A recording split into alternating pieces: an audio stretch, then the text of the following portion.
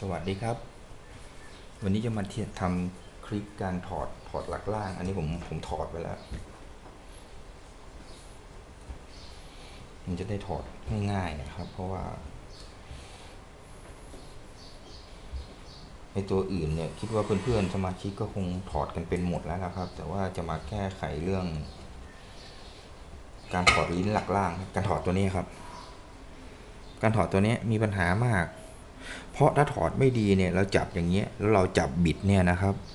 มันจะขาดครับคอมันจะขาดแบบนี้ครับมีเพื่อนสมาชิกทำมาแล้วก็เขาถอดไม่เป็นครับ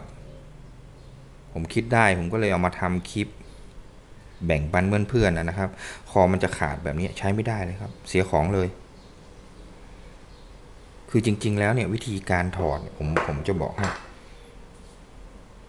สำหรับผู้ที่ยังไม่รู้นะครับถ้าผู้ที่รู้แล้วก็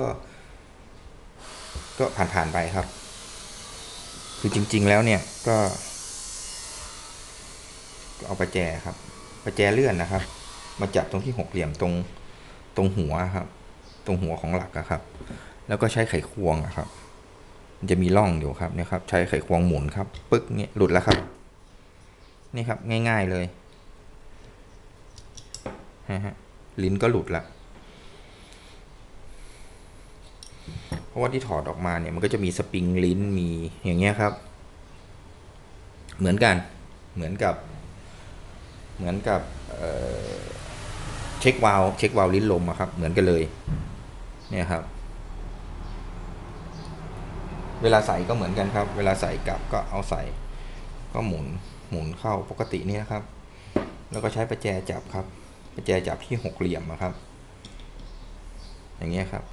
แล้วก็ใช้ไขควงหมุนเข้าครับปึ๊บเนี่ยครับเสร็จแล้วครับไม่เสียหายครับรับรองใช้นานเท่าไหร่ก็ไม่เสียแล้วก็เอาไปใช้งานได้ปกตินะครับก็เป็นทริคเล็กๆน้อยๆครับมาแบ่งปันเพื่อนๆที่ชอบตะเกียงเหมือนกันแล้วก็สำหรับผู้เริ่มต้นนะครับเผื่อจะมีประโยชน์บ้างแบ่งปันนะครับขอบคุณครับที่ติดตามคลิปจนจบ